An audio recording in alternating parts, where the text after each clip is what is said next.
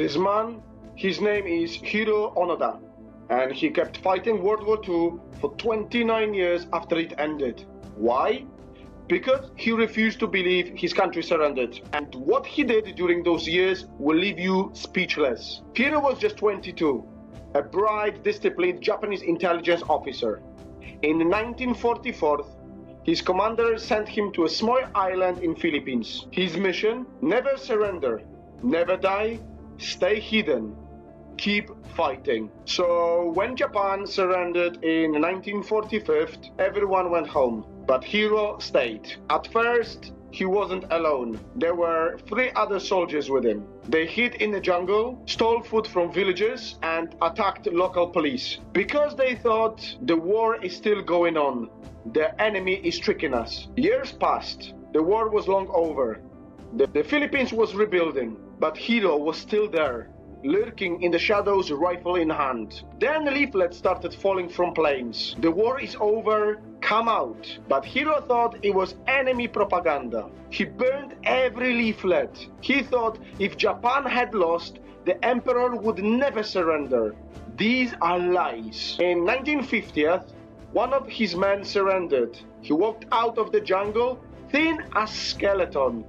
Villagers told him Japan lost years ago. But even when this deserter shouted back into the jungle, "Hiroo, it's over, come home," Hiroo just melted deeper into the trees. He whispered to himself. They captured him and they forced him to say that.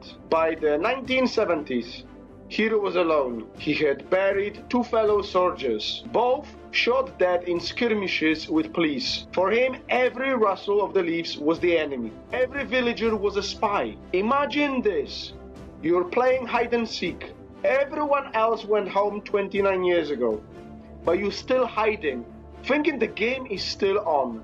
The Japanese government sent search parties. They played recordings of his family's voices, begging him to come home. But Hiroo thought this is psychological warfare. He built bamboo huts, patched his uniform with leaves, and polished his rifle every night. Finally, in 1974, a Japanese explorer named Norio Suzuki set out to find him. He tracked Hiroo deep into the jungle. Face to face with a wild-eyed soldier, Suzuki said, "Onoda-san, the war ended in 1945. Japan needs you home." But Hiroo refused.